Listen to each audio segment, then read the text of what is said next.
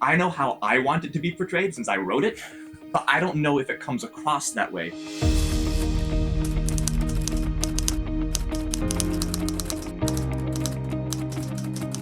I am really excited about today's video.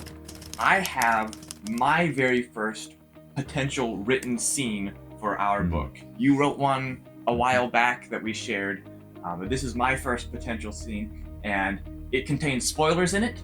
So this is a spoiler video, and we will get to that scene in just a little bit. But first, we have an idea that you had as one of your 5 sticky notes, I think it was last week, and it just kind of influenced how we've been thinking about the plot since then. So how about you go ahead and share that with us? Sure. And I've enjoyed having these 5 sticky notes. It really gives us a chance to simmer in the story. You know, if we just had 1 or 2, it'd be easy to just write something down and move on. But knowing that we have 5 to come up with, this week I actually ended up with 7 because the thoughts just kept coming.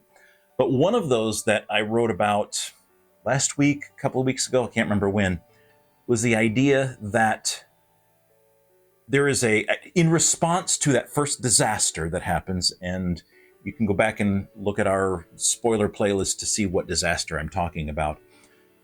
But in response to that, some group was able to put together a protection of all of the world's nuclear reactors to prevent them from being impacted by the results of that disaster. And whoever led that charge became the director of what we call the Knowledge Acceleration Board. And they put together the response, protected the world. And so they ended up getting a lot of power to protect the world from future disasters like that one. And so that is the response that the world came up with that ends up hindering the intentions of the villain organization that we talked about in a previous spoiler video. But that Knowledge Acceleration Board, is it an evil organization? Is it a positive organization? Switch from one to the other. Right. A lot of possibility there. Do we follow the cliche? Do we challenge the cliche? What do we do with that trope? Lots of possibilities there. And I think some of that, I have not read the scene that Nathan has written, but knowing which scene it is, there seems to be some things in my sticky notes that I came up with this week that might be related, and it's all connected with whoever's in charge of the Knowledge Acceleration Board. So I wanted to give you the history of the existence of Knowledge Acceleration Board in our discussion, so that when I respond to what I think he's written about, some of my explanations will make sense. And I don't know what your explanations are, so I don't know if they're connected either. So this will be fun. Yes. But I have the scene right here. I got some copies of it. And just as some background for what this scene is, the point of view character in this scene is a scientist who has been involved in genetically modifying the babies, sending them back in time. And this scene takes place shortly after they have sent the babies back in time. I don't know yet if that's minutes, hours, a couple of days, but pretty shortly after, and I don't think there's really anything important that goes on between when they send the babies back and this scene. So this is after they've sent the babies back? This is after they have sent the babies back in time. Okay. Very shortly after they've sent the babies back. This is like the next plot point. Next plot, really. Okay, next scene? Yeah. Probably a couple, not days. Probably, maybe the next day, at most the next day. Okay. And after they've sent the babies back in time. And in this scene, we are introduced to a new character that we have not met yet. The reason that I'm going to have you read this, and the reason I'm going to have you read this and not me read this, is because there's a lot of dialogue as well as internal thoughts. And I know how I want it to be portrayed, the emotion that I want in it, the inflection, all those things. I know how I want it to be portrayed since I wrote it, but I don't know if it comes across that way. So having you read this scene and seeing how you interpret those things is going to be helpful for me to see, am I writing this to make things come across the way I want them to? Awesome. So with that said, here is your scene. Janet is the main character. She's sitting at her desk. Okay. Working on something related to the babies that have just been sent back in time. You say main character, point of view character. Point of view character. Okay. Janet is a point of view character. And this is when the scene picks up. Okay. Janet, a strong yet gentle voice from the doorway broke her focus. Yes? She turned around to see a tall figure peeking around the doorframe. Janet's head tilted. Who are you? That's a good one, Janet. As you hoped, we made contact with the first subject. Her eyes fell on the words, Dr. Tyrone Jackson, lab assistant, on the company name tag. Tyrone Jackson? Nobody by that name works here. Where is he from and how did he get... Wait, what am I thinking? He's my assistant, right? Tyrone, let me ask you something strange. Go for it. When was the last time we talked? Like 5 minutes ago? You asked me to go check on the communication progress, so I came back to... Do you not remember that? Dr. Hoshiyama, are you okay? You look lost. I think I might be... I feel like I just woke up from a dream and I can't tell what's real and what's just a fading memory of my imagination. You know how in a dream you know the name of a person and yet they look nothing like how they look in real life? But your brain still somehow knows it's them anyway? Yes. Tyrone's voice faltered slightly as he inched closer. Do you actually not recognize me? I don't, and yet I do. I have no memory of ever seeing your face before, and yet I know that you've been helping with our research. I don't remember you helping at all.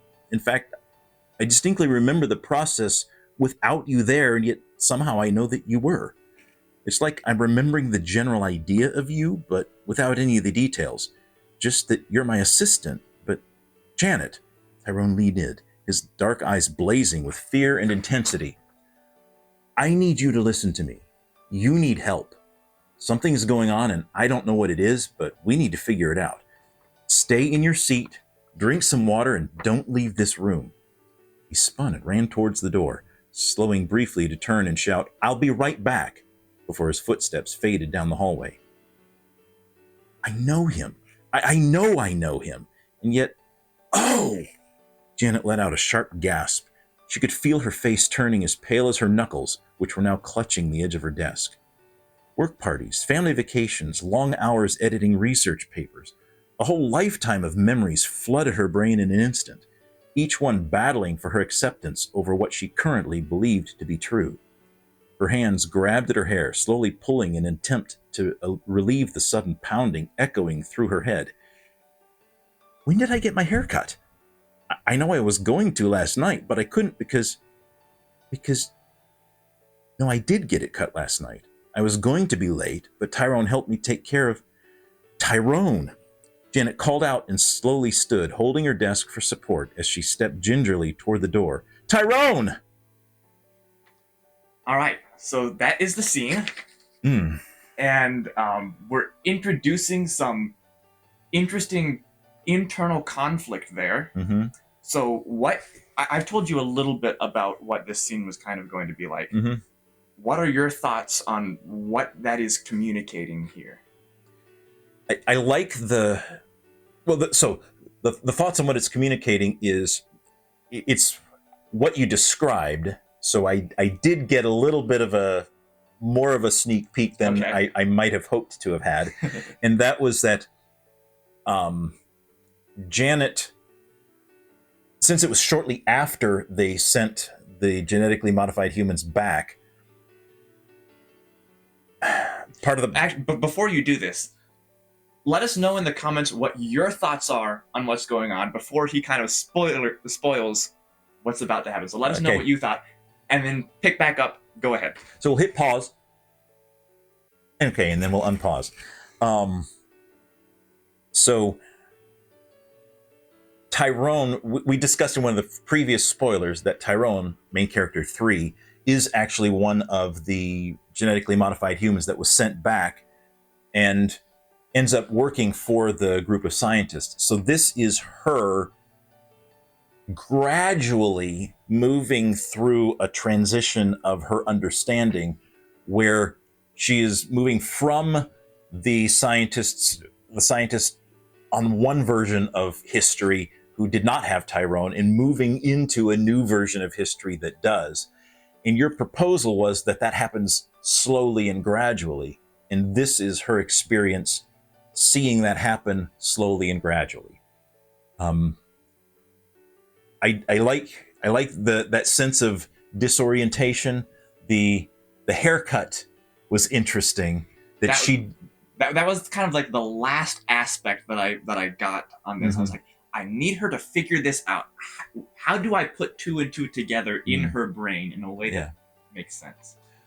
I still think that my knowledge of what you were trying to accomplish might have made it easier for me than for others. So we're curious to read what you guys have written, how you interpreted this scene. I think you did a good job using the inflection and the vocalizations that I was intending to get across. And I don't know, some of that might be because you had a bit of an understanding of who these characters were. But I like the way in the dialogue sometimes characters would interrupt themselves mid-sentence. Yes. That does a really good job, I think, of conveying the confusion, the emotion, the I'm still trying to figure this out kind of a thing. I think that worked really well. Anything else of note that you have about how this scene was written? I'll be honest, I was focused on just trying getting into the character. Getting into the character and being a good reader and voice actor. I definitely got the picture. I think Tyrone's reaction probably could use a little bit of getting into his head a little bit more. Probably it seemed a little too easy or unclear. That makes sense. Probably worth another revision. Yeah, I did spend a lot more time thinking about her perspective, since she was the point of view character, right? And not a lot thinking about his perspective. And I think one of the things that can help that a little bit is, in his version of the time, what is his relationship like with Janet? Because he already has some sort of a relationship with her. And she doesn't have a relationship with him. Kind of does, kind of doesn't. She's figuring that out, how she knows him and what their relationship is like. Is this, in your mind, our first introduction to Tyrone? Yes. Okay.